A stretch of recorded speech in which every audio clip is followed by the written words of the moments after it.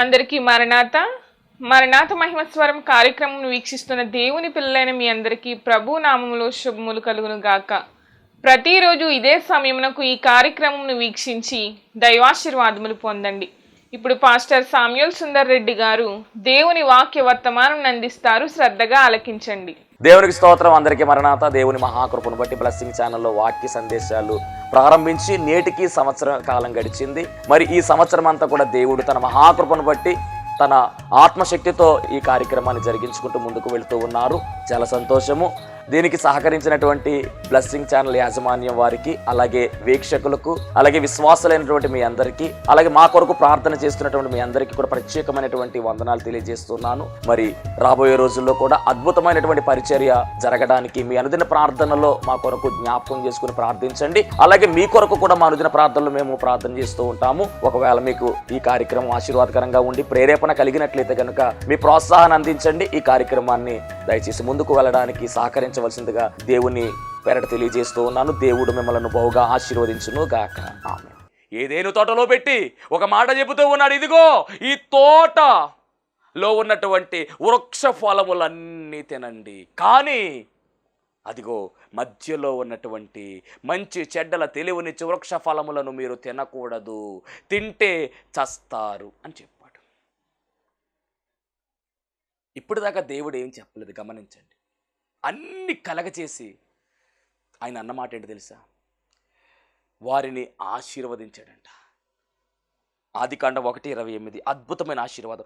దేవుడు వారిని ఆశీర్వదించను ఎట్లనగా, మీరు ఫలించి అభివృద్ధి పొంది విస్తరించి భూమిని నిండించి దానిని లోపరచుకునిడి, సముద్రపు చేపలను ఆకాశ పక్షులను భూమి మీద ప్రాకు ప్రతి జీవిని ఏలుడని వారితో చెప్పాను.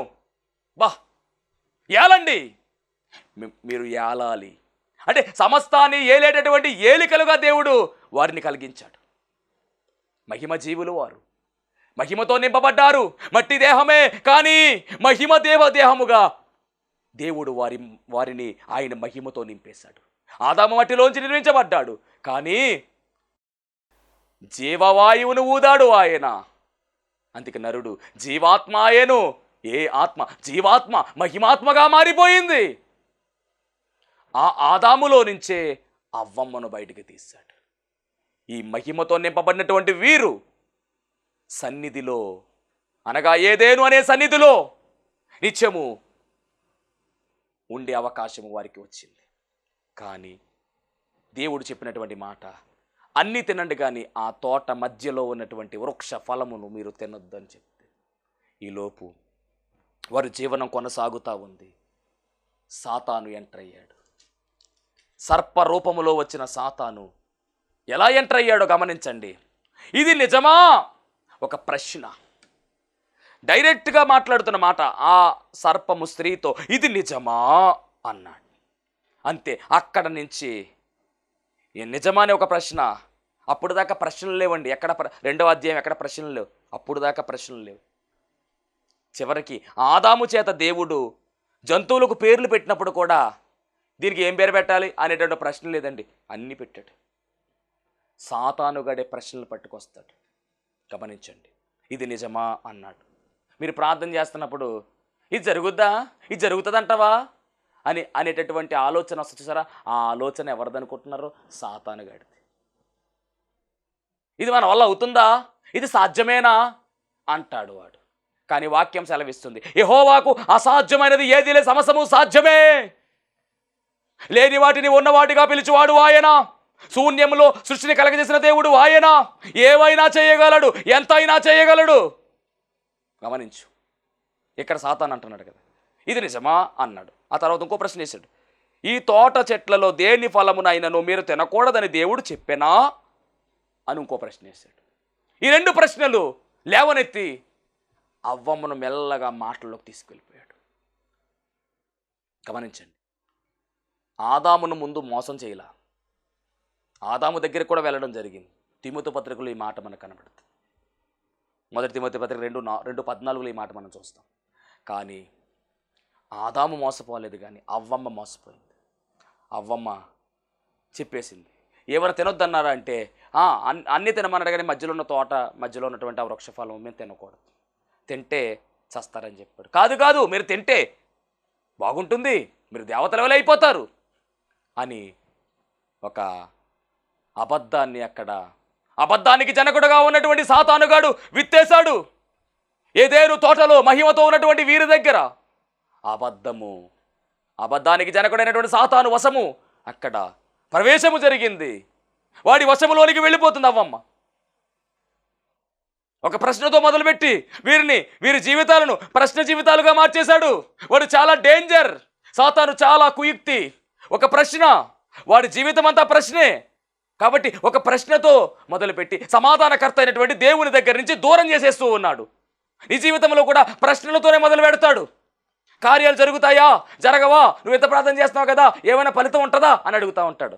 కానీ మీరు ఒకటే అనాలి, ఖచ్చితంగా నా దేవుడు కార్యం జరిగిస్తాడు, నాకు ఆ నమ్మకం ఉంది, నాకు ఆ విశ్వాసం ఉంది. అంటే విశ్వాసిని అవిశ్వాసిగా మార్చేది కూడా సాతానే. జాగ్రత్త. దేవుని వాక్యం వింటున్న దైవ జనాంగమా, ప్రభు నీతో మాట్లాడుతున్నాడు. కార్యాలు జరుగుతాయి. జరిగే సమయం ఆసనమవుతూ ఉన్నప్పుడే నీలోనికి అపనమ్మిక రప్పిస్తూ ఉంటాడు. ఎంతకాలం ప్రార్థన చేయాలి, ఇంకెంతకాలం వెయిట్ చేయాలి అనేటువంటి ప్రశ్నలు ఇవేవి నీలోకి రాకూడదు. ఎంతకాలమైన నువ్వు ప్రార్థన చేయాలంతే. ఎందుకంటే మన తండ్రి గొప్పవాడు. మన క్షేమాన్ని కోరుకుంటున్నాడు ఆయన. మన యోగ్యాన్ని కోరుకుంటూ ఉన్నాడు. మనం గనులుగా ఉండాలని కోరుకుంటూ ఉన్నాడు. దేనికైనా ఒక సమయం ఉంది. ఆ సమయానికి రాజులా నిన్ను దేవుడు మారుస్తాడు. ఆ సమయానికి సమస్తము సమకూరుస్తాడు. ఆ సమయానికి ప్రతీది కూడా నీకు అందుబాటులోకి వచ్చేస్తుంది. దేవుని మహిమ కలుగునుగాక. హల్లెలూయా. మన జీవితంలో ఎన్ని కార్యాలు జరిగాయండి, ఎన్ని అద్భుతాలు జరిగాయండి. అసలు అన్ని తలంచుకోవాలి కదా. ఆయన చేసినటువంటి మేలులు, ఉపకారములు పదే పదే తలంచుకోవాలి. నా ప్రాణమా యెహోవాను సన్నుతించుము, ఆయన చేసిన ఉపకారముల్లో దేనిని మరువకుము అని దావీదు అన్నట్లుగా మనం అనగలుగుతున్నామా? అనాలి. మేలులు తలంచుకోవాలి, ఆయన చేసిన ఉపకారములు తలంచుకోవాలి. పాట పాడుకుంటాం అంతే. అందరూ పాడుతూ ఉంటే మనం కూడా పాడేస్తాం. నీవు చేసిన ఉపకారములకు నేనేమి చెల్లింతును అంటాం. మరి పాట పాడామంటే ఆ పాట మన హృదయంలో ఉండాలి కదా. హృదయంలో ఉండడం మాత్రమే కాదు, హృదయంలో మండాలి. నీవు చేసిన ఉపకారములకు నేనేమి చెల్లింతును, నీవు చేసిన ఉపకారములకు నేనేమి చెల్లింతును.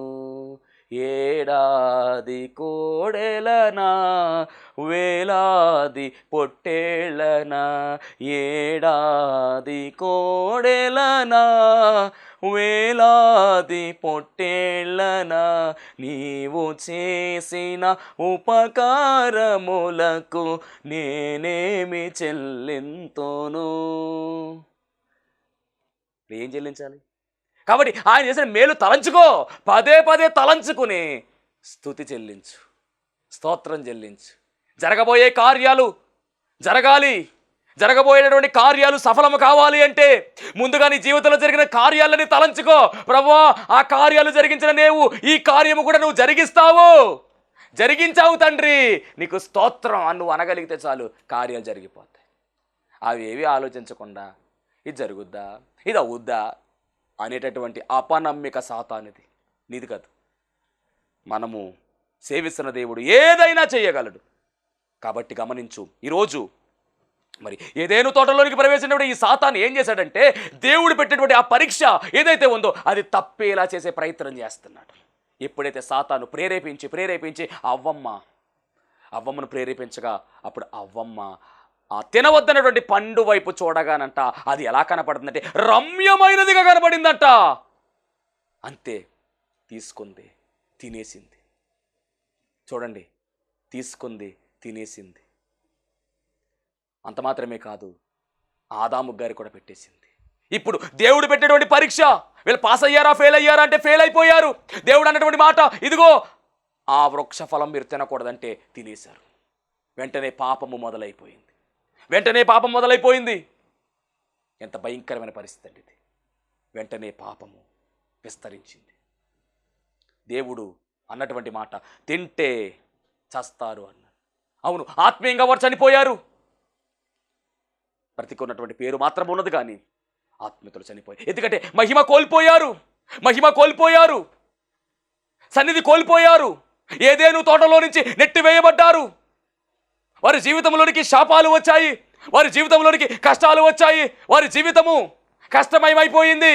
సాతానుగాడి యొక్క పన్నాగంలోనికి, సాతానుగాడి యొక్క ఉచ్చులోనికి వాళ్ళు వెళ్ళిపోయారు. దేవుడు పెట్టేటువంటి పరీక్షలో వారు పాస్ అవ్వలేదు. ఈరోజు అదే పరీక్ష నీకు పెడుతున్నాడు. మాట వింటున్నావా లేదా అనే పరీక్ష పెడుతూ ఉన్నాడు. ఈరోజు దేవుని మాట నువ్వు వింటున్నావా?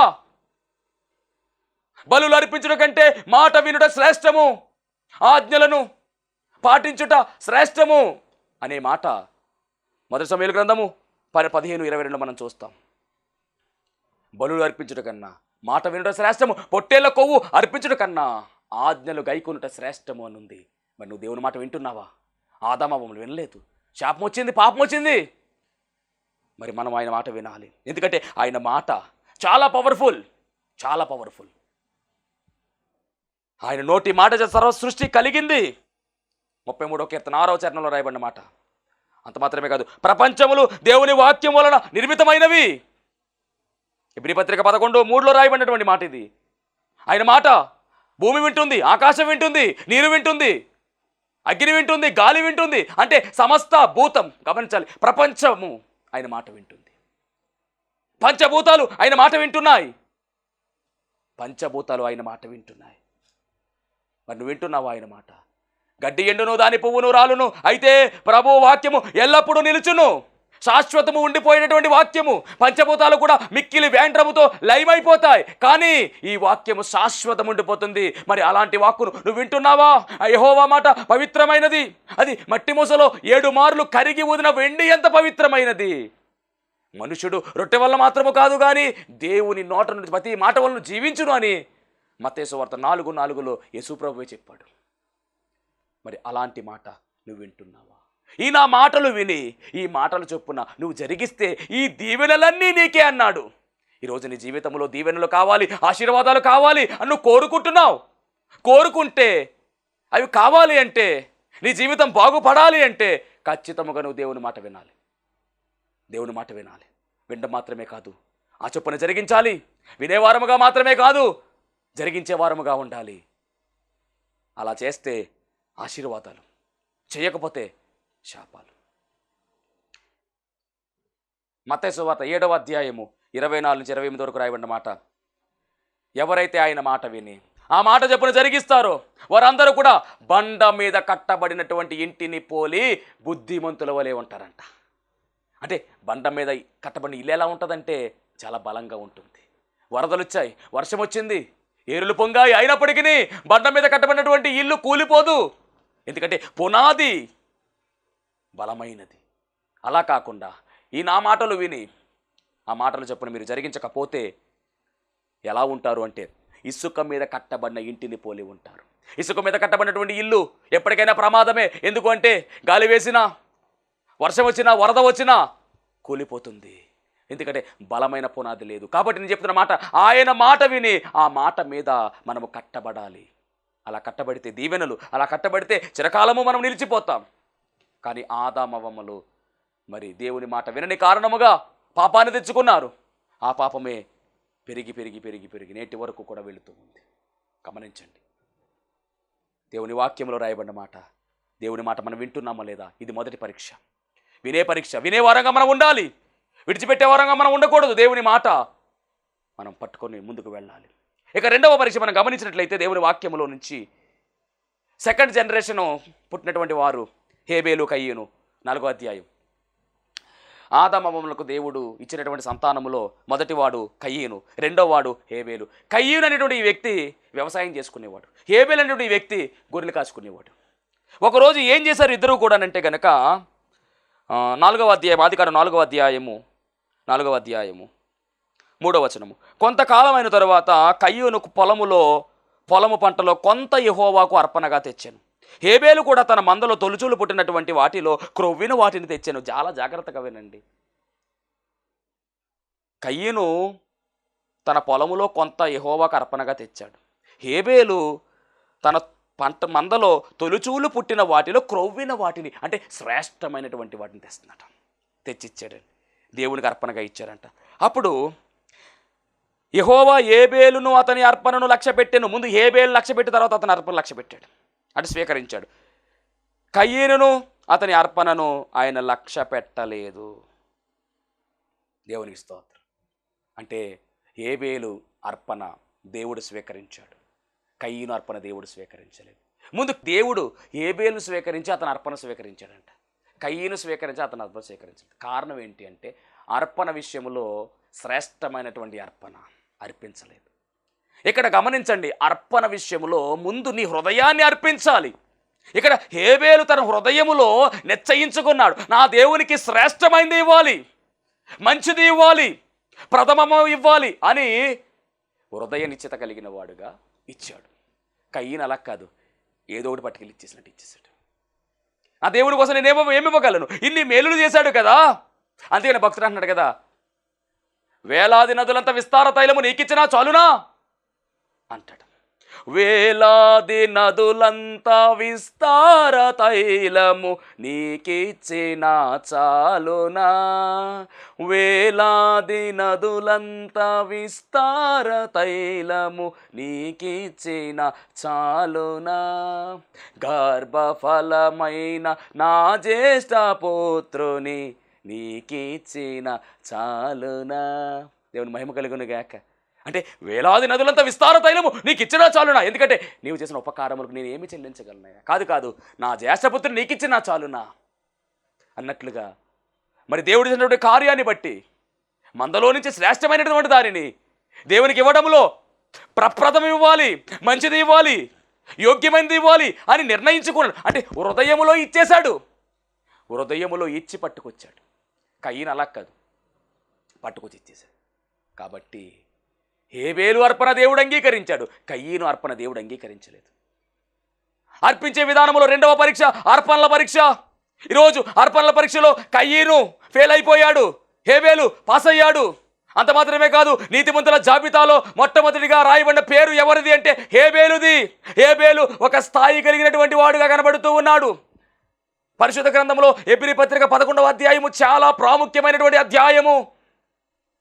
దానిలోనికి పేరు వెళ్ళాలి అంటే విశ్వాస వీరులుగా ఉండాలి. అలాంటి విశ్వాస వీరుల్లో మొదటి పేరు ఎవరిది రాయబడింది అంటే కనుక హేబేలుది రాయబడింది. హేబేలు పేరు అక్కడ రాయడం మనం చూస్తూ ఉన్నాం. ఎంత గొప్ప ధన్యత. ఎందుకు రాయబడింది అంటే హేబేలు హృదయంలో నిశ్చయించుకోవడం మాత్రమే కాదు, తన హృదయాన్ని దేవునికి సమర్పించుకున్నాడు. అందుకనే హేబేలు నీతిమంతుడుగా పిలువబడ్డాడు. హేబేలు విశ్వాసమునకు వీరుడుగా కనబడుతూ ఉన్నాడు. మరి ఈరోజు అర్పణల పరీక్షలో దేవుడు మనల్ని కూడా చూస్తున్నాడండి. దేవుడు కోరుకునేది ముందుగా నిన్నుగా కోరుకుంటున్నాడు. నీ హృదయం ఆయనకు కావాలి అంట, నీ దేహం ఆయనకు కావాలంట. నీ హృదయము ఆయన అడుగుతూ ఉన్నాడు, మన హృదయాన్ని ఆయన కోరుకుంటూ ఉన్నాడు. కాబట్టి దేవునికి కానుక కన్నా ముందుకు గమనించండి, నీ హృదయము దేవునికి ఇవ్వాలి, నీ హృదయము దేవునికి అర్పించాలి. హేబేలు అర్పించాడు అటు రీతిగా. అందుకనే శ్రేష్టమైనటువంటి కానుక వెళ్ళింది. అందుకని హేబేలును అతని అర్పణను యెహోవా లక్ష్య పెట్టాడు, కయీనును అతని అర్పణను లక్ష్య పెట్టాడు. అంటే కానుక ముందా ముఖ్యము కాదు, వ్యక్తి ముందు ముఖ్యము. అందుకనే కదా భేద విధవరాలు అందరికన్నా ఎక్కువ కానుక వేసింది అన్నాడు. ఆమె వేసింది 2 కాసులే, కానీ తనకు కలిగినదంతా అంటే తన జీవనమంతా అంటే తన హృదయమంతా కూడా కానుక పెట్టెలో రంగరించి పెట్టిందండి. అందుకని చరిత్రలో నిలిచిపోయింది. ఎవరో కానుకేస్తున్నాడని నువ్వు వేయడం వల్ల ఉపయోగం లేదు, అందరూ చూస్తున్నారని కానుకేయడం వల్ల ఉపయోగం లేదు. నువ్వు వేసే కానుక కుడి చేత్తో వేసేది ఎడమ చేతికి తెలియకూడదు, అలా వేయాలి. కానుక వేయడము దేవునికి నీకును అంతే. దైవజనుడు చూసి కానుక వేసే విధముగా మనం ఉండకూడదు. అసలు ఆ ప్రస్తావన మన మనసులోకి రాకూడదు. మనం వేసే అర్పణ, మనం వేసే కానుక దేవునికి వేస్తున్నాం అని చేసిన మేలులు తలంచుకుంటూ కృతజ్ఞతగా వేస్తున్నాం. అది మనం గమనించాలి. పాస్టర్ గారికి వేస్తున్నాను అనే ఆలోచన మనలోకి వస్తే ఆ కానుక చెల్లదు. దేవునికి మహిమ కలుగును గాక. కాబట్టి అర్పణల పరీక్షలో రెండవదిగా అర్పణల పరీక్షలో మనం పాస్ అవ్వాలి అంటే గమనించండి, నీ హృదయాన్ని దేవునికి అర్పించు. నా కుమారుడు నీ హృదయం నాకు ఇమ్ము అంటున్నాడు దేవుడు. విరిగి నలిగిన హృదయం ఆయనకు కావాలి.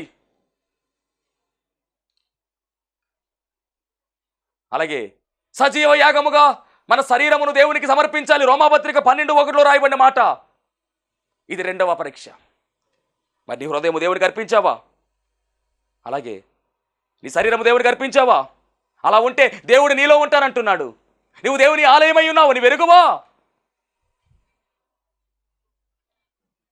ఎబ్రీ పత్రిక 11:4 రాయబడిన విశ్వాసమును బట్టి హేబేలు కయ్యను కంటే శ్రేష్టమైన బలి దేవునికి అర్పించెను. ఈరోజు నీ బలి ఎలాగుంది?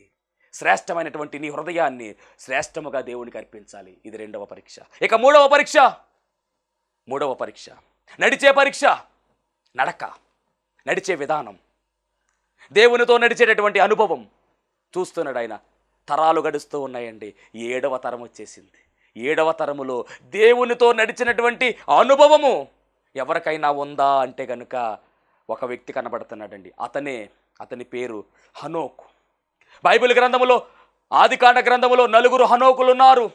ఈ 4 హనోకులో ఈ హనోకు ఏరేదు కుమారుడైనటువంటి హనోకు దేవునితో నడిచిన అనుభవం కలిగిన వాడు. ఎంత అద్భుతమైనటువంటి మాట అంటే కనుక ఈ హనోకంట దేవునితో నడిచిన తరువాత దేవుడు అతన్ని తీసుకుని పోయెను గనుక అతడు లేకపోయెను. అబ్బా, శరీరము మృతి లేకుండా వెళ్ళిపోయాడు.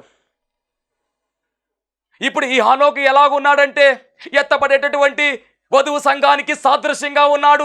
ఎత్తబడేటటువంటి వధువు సంఘానికి ముంగుర్తిగా కనబడుతూ ఉన్నాడు.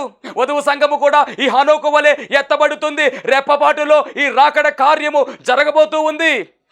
కనుక మనము కూడా హనోకు వలె మారిపోవాలి. అంతమంది జనాంగం ఉండగా ఒక్కడు మాత్రమే ఎత్తబడ్డాడు. ఎప్పుడు అంటే కనుక దేవునితో నడిచిన తరువాత. కాబట్టి ఈరోజు నువ్వు దేవుని కలిగి ఉన్నావు, ప్రభువును నమ్ముకున్నావు, రక్షణ పొందుకున్నావు, బాప్తిజం తీసుకున్నావు, అంతా బాగానే ఉంది. కానీ దేవునితో నడుస్తున్నావా? లేదా లోకంతో నడుస్తున్నావా? లేదా డబ్బుతో నడుస్తున్నావా? నీ అడుగు జాడలన్నీ కూడా దేవునితో నడవాలి. దేవుని అడుగు జాడల్లో మన అడుగులు ఉండాలి. ఆయన మార్గములో మనము నడవాలి. ఆయన మాటలను అనుసరించి మనము నడవాలి. ఆయన చిత్తానుసారముగా మనము నడవాలి. ఇవన్నీ మనము చేయగలిగితే నడిచే పరీక్షలో మనం పాస్ అవుతాం. దేవునికి మహిమ కలుగునుగాక. నడుస్తున్నావా దేవునితో? ఆయనతో నడిచే అనుభవం నీ దగ్గర ఉందా? అలాగా హనోకు నడిచాడండి. హనోకు నడిచాడు కాబట్టే ఎత్తబడ్డాడు హనోకు. ఆ తరములో హనోకు ఆరోహణమైపోయాడు. ఎంత గొప్ప చరిత్ర!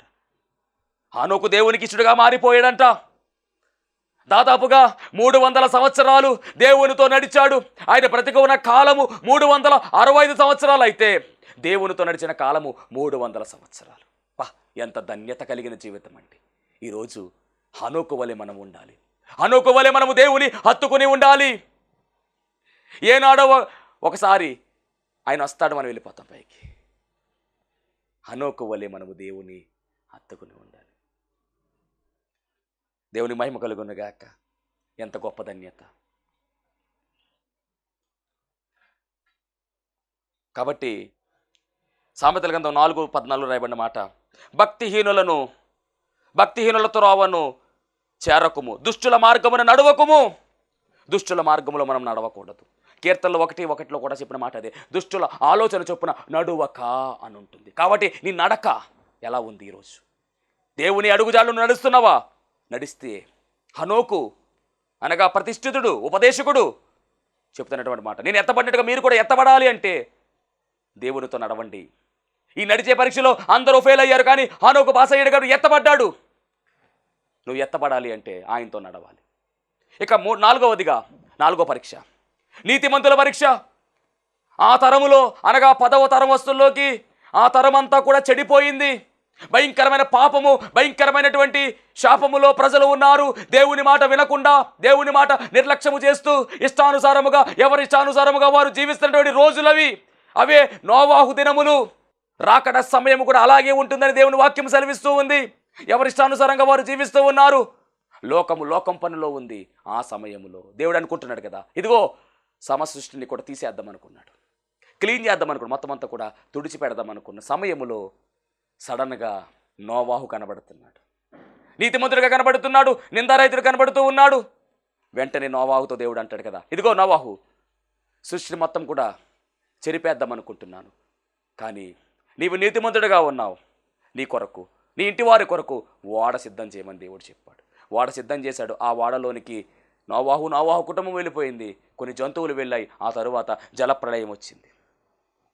ఆ ఓడలో ఉన్నవారు మాత్రమే బ్రతికారు, వారందరూ తుడిచిపెట్టబడ్డారు. అంటే నీతిమంతులు మాత్రమే సురక్షితముగా ఉంటారు. అంటే నీతిమంతుల పరీక్షలో అందరూ ఫెయిల్ అయ్యారు, కానీ నోవాహు మాత్రమే, కుటుంబం మాత్రమే పాస్ అయ్యింది. రాబోయే ఉగ్రతలో కూడా నీతిమంతులు మాత్రమే ఎత్తబడతారు, నీతిమంతులు మాత్రమే సురక్షితంగా ఉంటారు, నీతిమంతులు మాత్రమే క్రీస్తు అనేటటువంటి ఓడలో ఉంటారు. మరి మనం నీతిమంతులుగా ఉండాలి. మనం నీతిమంతులుగా ఉండాలంటే మన నీతి మురిగుడ్డు లాంటిది. మన నీతి వల్ల ఉపయోగం లేదు. స్వనీతి పరలోక రాజ్యంలోకి మనం తీసుకువెళ్ళలేదు. కాబట్టి ఏ రీతి కావాలి అంటే దేవుని నీతి కావాలి అంటే యేసుక్రీస్తు ప్రభువుని మనం అంగీకరించాలి, ఆయన రక్తంలో కడగబడాలి, ఆయన దేవుని కుమారుడని మనం నమ్మాలి. అలా చేస్తే మనం నీతిమంతులుగా ఉంటాం. అప్పుడు మనకు నీతి కిరీటం వస్తుంది, ఎగిరి మేఘం ఎక్కుతాం. ఈ 4 పరీక్షలు, మొదటిగా మాట వినే పరీక్ష, రెండవదిగా అర్పణల పరీక్ష, మూడవదిగా నడిచే పరీక్ష, 4వదిగా నీతిమంతుల పరీక్ష. ఈ 4 పరీక్షలు మనం రాయాలి. అబ్రహాము రాశాడు ఈ 4 పరీక్షలు కూడా. అందుకనే విశ్వాసులకు తండ్రిగా మార్చబడ్డాడు. అంత మాత్రమే కాదు, దేవునికి స్నేహితుడిగా పిలువబడ్డాడు. ఈరోజు విశ్వాసులకు తండ్రిగా ఆయన ఉన్నాడు అంటే మనం విశ్వాసులుగా ఉన్నాం. కాబట్టి విశ్వాసులందరూ కూడా ఈ 4 పరీక్షలు రాయాలి. రాద్దాం, విజయాన్ని సాధిద్దాం, నిత్యరాజ్యంలో నిత్యము నిలిచిపోదాం. అట్టి కృప మనందరికీ దేవుడు అనుగ్రహించునుగాక. ఆమెన్. మహాపరిశుద్ధుడా, మహిమగల దేవ, ప్రేమ స్వరూపి, దయగల యేసుక్రీస్తు ప్రభుని ఘనమైన నామానికి వందనాలు, స్తోత్రాలు, స్తుతులు. దేవా, ఇదిగో నాయన మా జీవితంలో ప్రభువా ఉన్నటువంటి పరీక్షలు తండ్రి మేము ఎదుర్కొంటూ నీ నిత్యరాజ్యంలోనికి చేరువయ్యే ధన్యత మా అందరికీ దయచేయమని నీ బిడ్డలను ప్రభువా దీవించండి, ఆశీర్వదించండి. వారి జీవితాల్లో జరగవలసిన కార్యాలన్నీ జరిగించి మహిమ పొందుకోమని యేసు నామములో అడుగుచున్నాం పరమ తండ్రి. ఆమేన్. అందరికీ మరణాత. దేవునికి స్తోత్రం. అందరికీ వందన మరణాత తెలియజేస్తున్నాను. మరణాత మహిమస్వరం అనే ఆధ్యాత్మిక కార్యక్రమాన్ని వీక్షిస్తున్న మీ అందరికీ కూడా మరొక పర్యాయము ప్రభు పేర వందన మరణాత తెలియజేస్తూ ఉన్నాను. మరి ఈ కార్యక్రమము ఎంతో ఆశీర్వాదంగా ఉందని, ఈ కార్యక్రమం ద్వారా ఎన్నో మేలు పొందుకున్నామని మరి మీరందరూ కూడా ఫోన్ కాల్ చేస్తూ ఉన్నారు. చాలా సంతోషము. ఎన్నో అద్భుత ఆశ్చర్యకార్యాలు దేవుడు ఈ కార్యక్రమం ద్వారా జరిగిస్తూ ఉన్నారు. దేవుని నామమునికి మహిమ కలుగునుగాక. మరి మీరు చూస్తున్నటువంటి ఈ యొక్క షెడ్ గురించి గతంలో మీకు చెప్పడం జరిగింది. యజమానుడు మరి దీన్ని బేరం పెట్టారని చెప్పేసి, దీన్ని తీసుకుంటే ఇక్కడ ఆరాధన జరుగుతుంది, లేకపోతే మనం బయటికి వెళ్ళాలనేటువంటి పరిస్థితిని మీకు చెప్పినందుకు చాలామంది మరి సహకరించారు. కొంతమంది మరి అమౌంట్ పంపించడం జరిగింది, అలాగే ప్రార్థన చేయడం జరిగింది. దేవుని మహాకృపను బట్టి పంపించినటువంటి కొంత అమౌంట్ మరి యజమానుడికి కట్టడం జరిగింది. ఇంకా చాలా అమౌంట్ మనము వారికి ఇవ్వాల్సి ఉంది.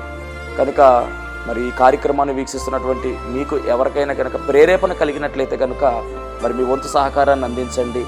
ఈ దేని సేవకునికి మీ యొక్క సహకారం అందించి ఈ సేవను మరి ముందుకు వెళ్ళేలాగా సహకరించవలసిందిగా ప్రభు పేరు తెలియజేస్తూ ఉన్నాను.